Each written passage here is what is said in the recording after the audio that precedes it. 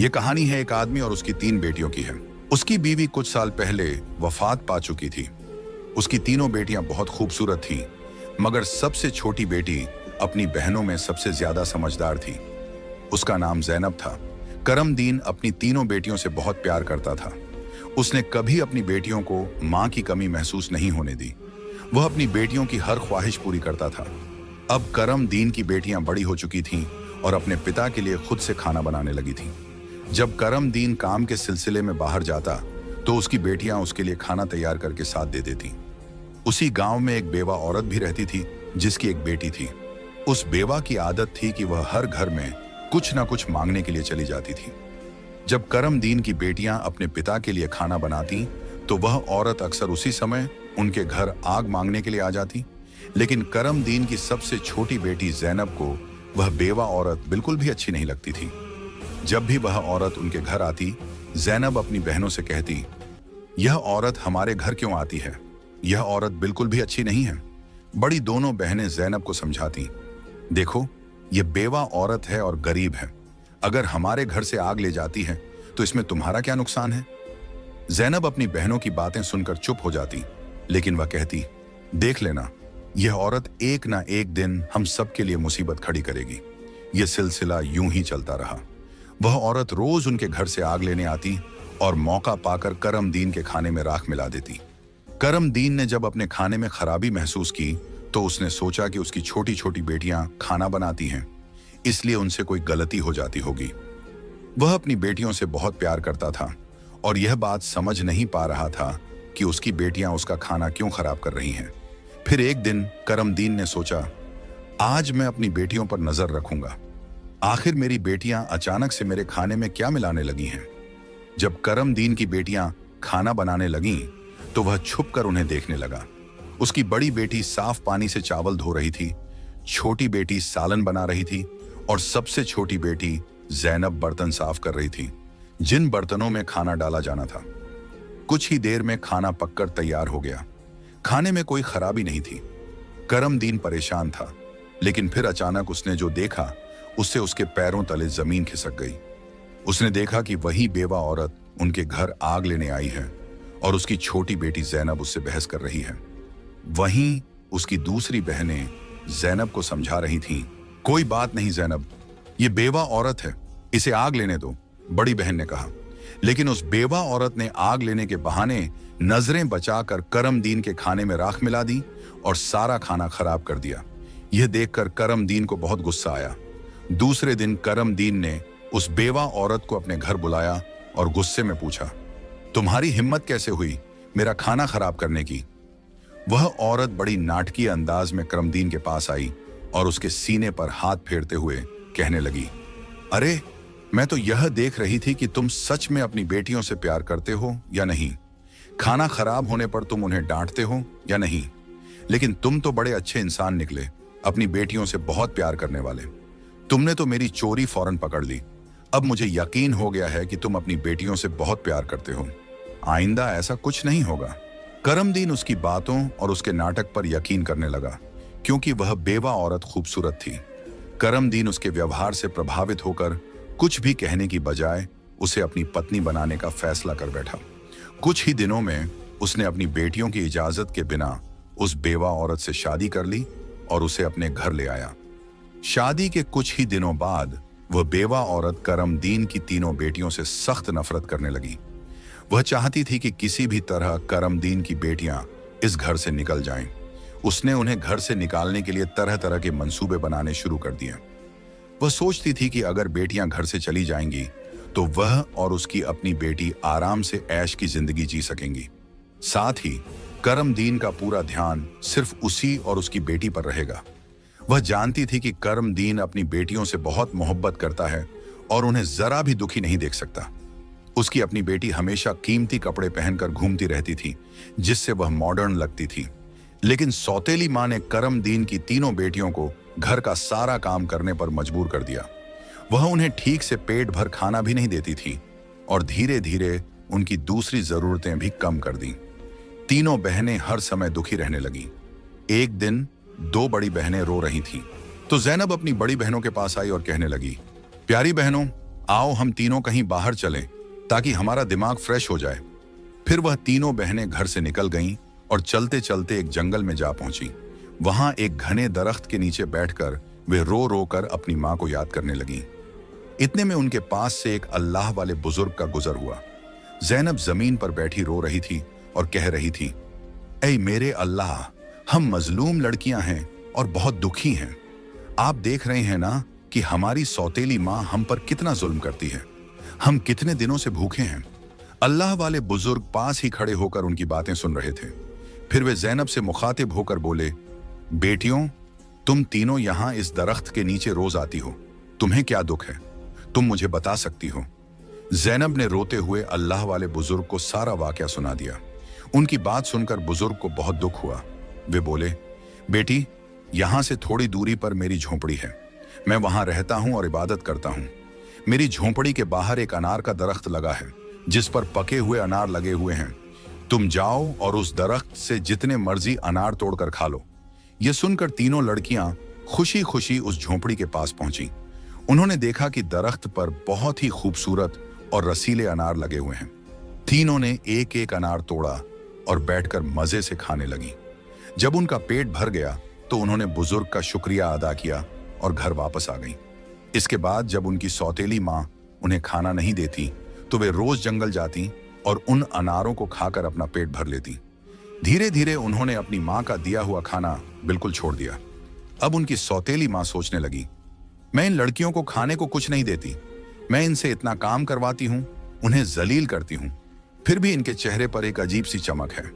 इनमें से कोई बीमार भी नहीं पड़ती, बल्कि इनकी खूबसूरती बढ़ती जा रही है। और मेरी बेटी, जिसे मैं इतना अच्छा खाना देती हूँ, वह उनके आगे बदसूरत लगती है। दूसरे दिन जब वह लड़कियां जंगल की तरफ गईं, तो सौतेली माँ ने अपनी बेटी को उनका पीछा करने के लिए भेज दिया। जब तीनों लड़कियां अनार तोड़कर खा रही थीं, तो जैनब ने अपनी सौतेली बहन को देख लिया। उसने बाकी बहनों से कहा, यह लड़की हमारा पीछा कर रही है, मैं इसे यहां से भगा देती हूं।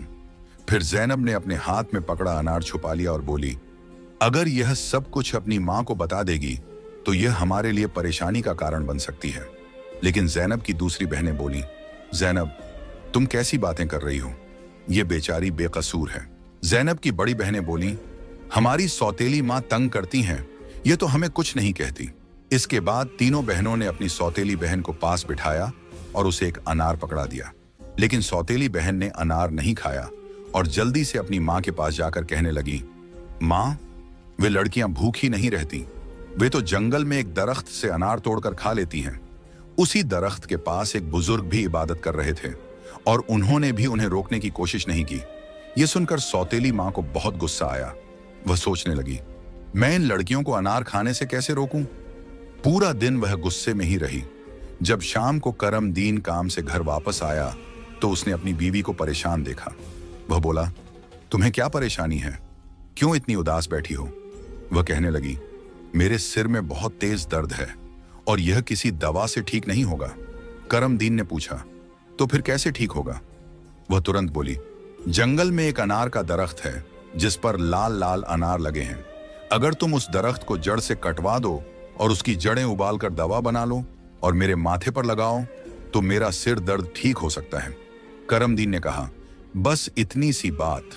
फिर उसने कुछ आदमियों को बुलाया और उन्हें पैसे देकर कहा, जंगल में एक अनार का दरख्त है, तुम लोग उसे जड़ से उखाड़ फेंको और उसकी जड़ें मुझे लाकर दो। कुछ ही घंटों में वे आदमी उस दरख्त को जड़ से उखाड़कर उसकी जड़ें करमदीन के पास ले आए। करमदीन ने जल्दी से आग जलाई और उन जड़ों से दवा बनाकर अपनी बीवी के माथे पर मलने लगा।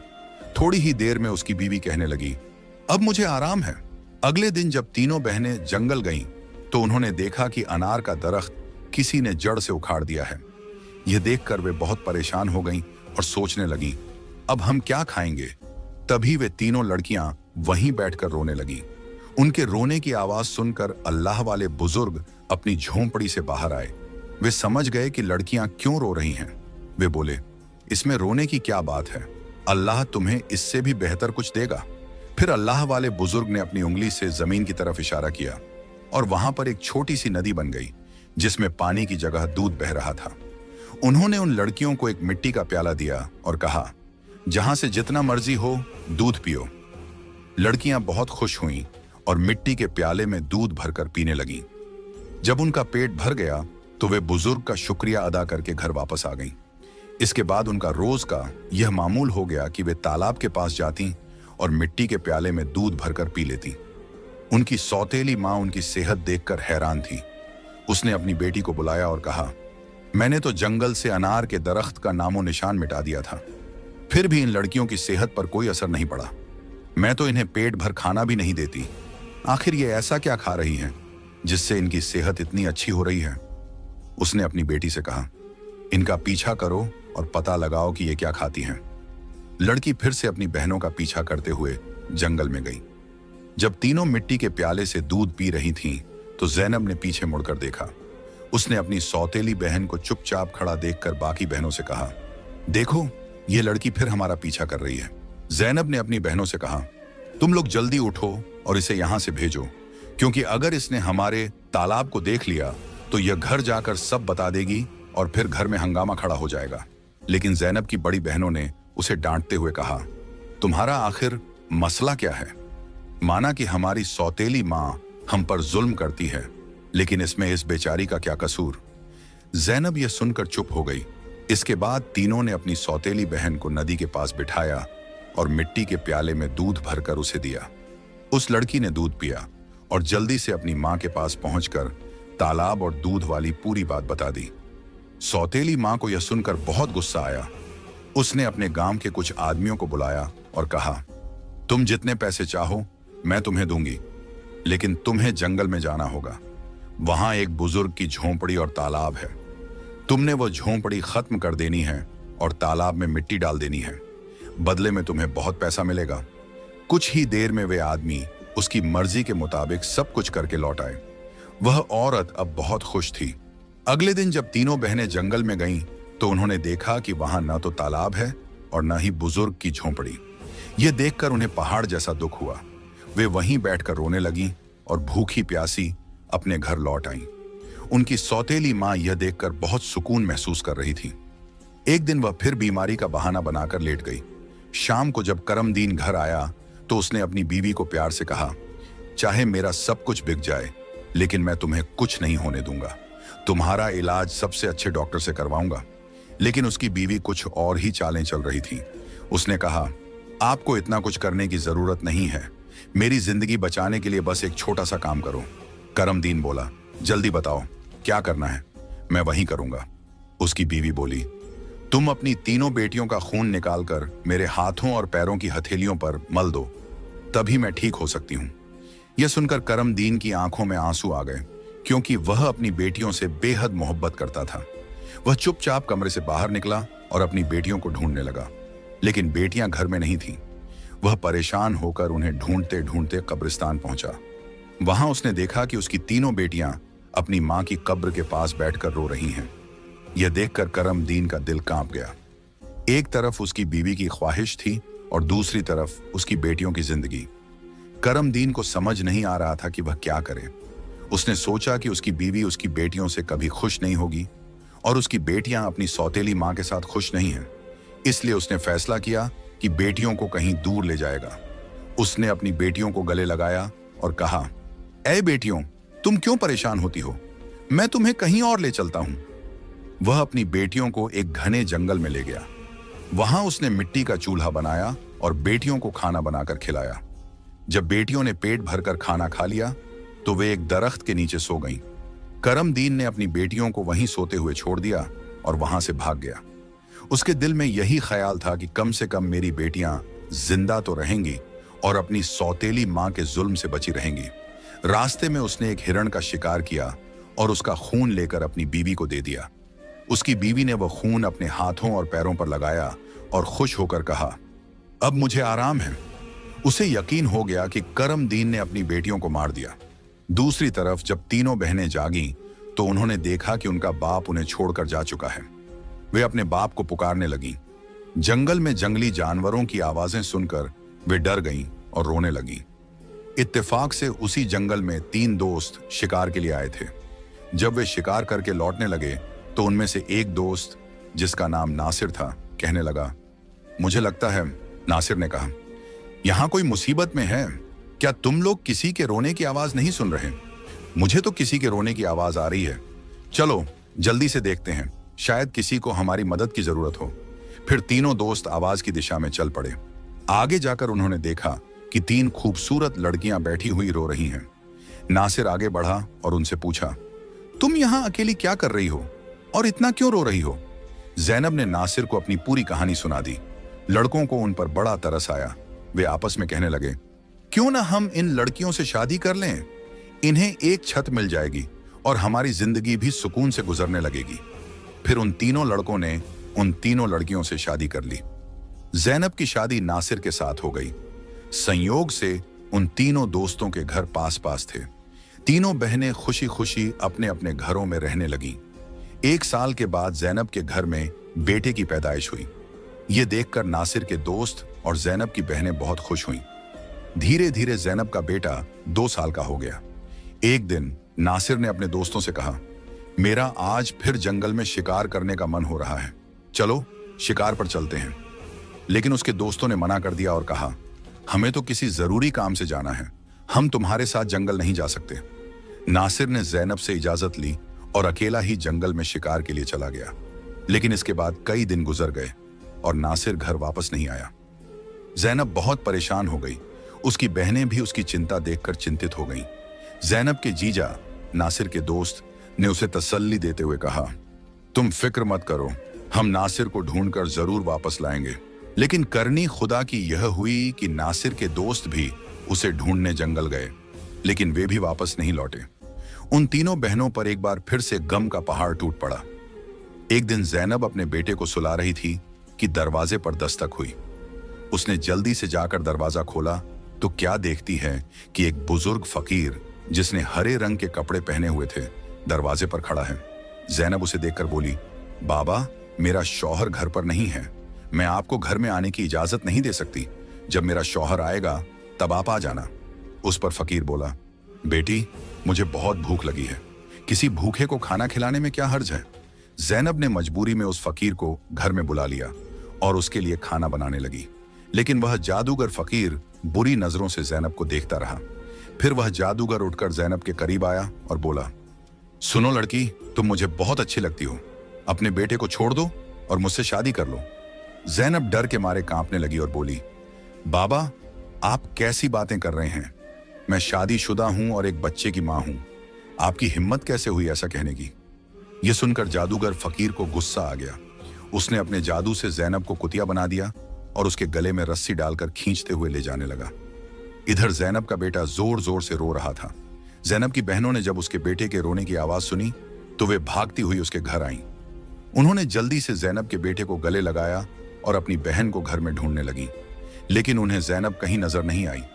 उनकी सौतेली मां के बाद अब जैनब भी गायब हो चुकी थी। वक्त इसी तरह गुजरता रहा। अब जैनब को गुम हुए भी 14 साल का लंबा वक्त गुजर चुका था। इस दौरान जैनब का बेटा जवान हो चुका था। उसे उसकी दोनों खालाओं ने मिलकर पाला था। एक दिन जैनब की खालाओं ने उसे उसकी मां के बारे में सारी सच्चाई बताई। यह सुनकर वह बहुत परेशान हो गया और बोला, खाला, आज मैं अपने माँ बाप को जरूर ढूंढने जाऊंगा। उसकी खालाओं ने उसे समझाते हुए कहा, बेटा, जो होना था वह हो चुका, जिन्हें जाना था वे चले गए। अब हम तुम्हें नहीं खोना चाहती। हमारे शौहर भी जंगल गए थे और वे भी कभी वापस नहीं आए। अगर तुम भी चले गए तो हम किसके सहारे जीएंगी? लेकिन लड़के ने कहा, खाला, आप फिक्र मत कीजिए, मैं अपने बाप और बाकी सबको ढूंढकर वापस जरूर लाऊंगा। फिर वह लड़का जंगल की तरफ निकल पड़ा। कई दिनों तक जंगल में इधर उधर भटकता रहा, लेकिन उसे कुछ समझ नहीं आया कि वह अपने माँ बाप को कहाँ ढूंढे। इसी तरह तलाश करते करते वह एक ऐसे इलाके में पहुंचा जो पूरी तरह पत्थरों का इलाका था। वहां उसने पत्थर की इमारतें देखीं और एक खूबसूरत छोटा सा पत्थर का घर देखा। वह गौर से उस घर को देख रहा था कि तभी उस घर से एक बुजुर्ग बाहर आए और बोले, बेटा, तुम यहां नए लगते हो, तुम्हें इस खतरनाक इलाके में आने की क्या जरूरत थी?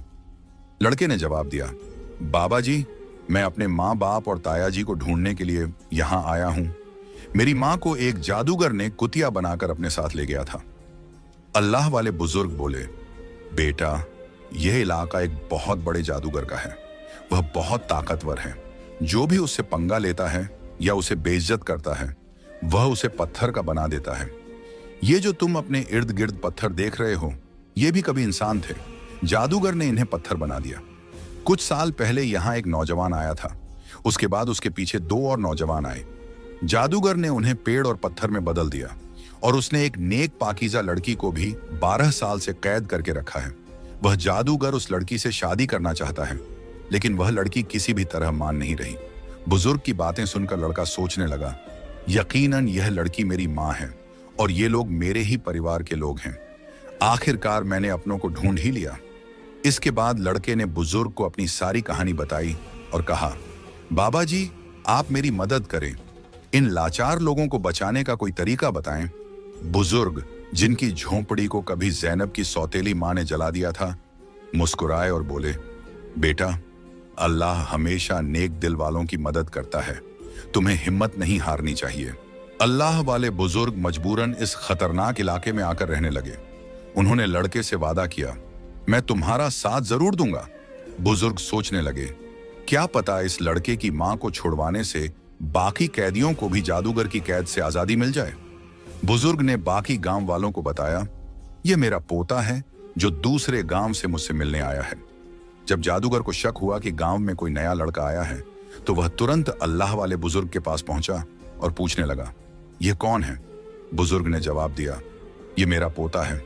इस तरह जादूगर और लड़के की मुलाकात हुई। लड़का अपनी पहचान छुपाकर जादूगर से मिलने लगा।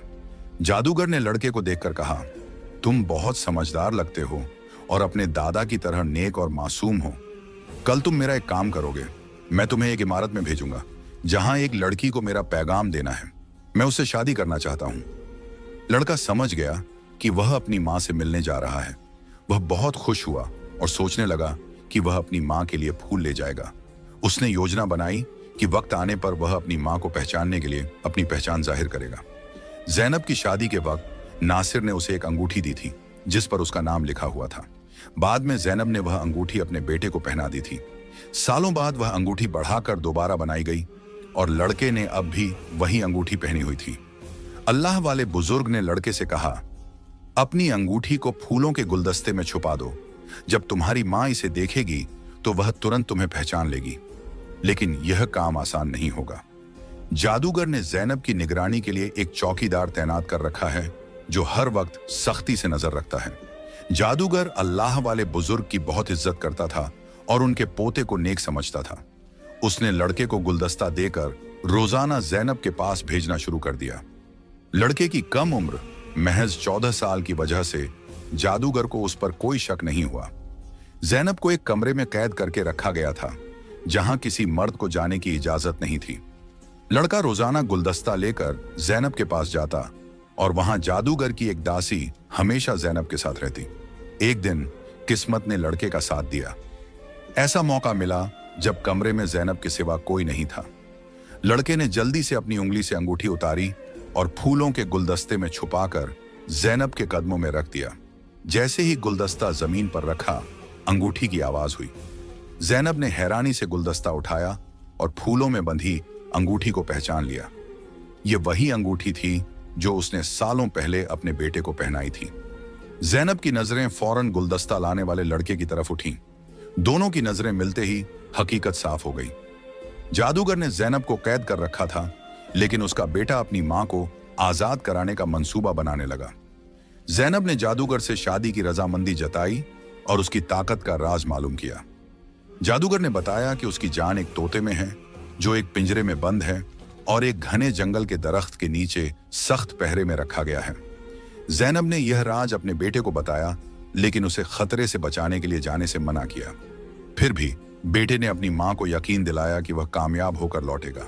कई दिनों की मशक्कत के बाद वह जंगल में पहुंचा। एक मौका देखकर उसने तोते को पिंजरे से निकाल लिया और जादूगर की इमारत तक वापस ले आया। जादूगर उसे देखकर तोते की वापसी की भीख मांगने लगा। लड़के ने चालाकी से जादूगर से सभी कैदियों को आजाद करवाया। इसके बाद उसने तोते के पंख खींचे, जिससे जादूगर की ताकत खत्म हो गई।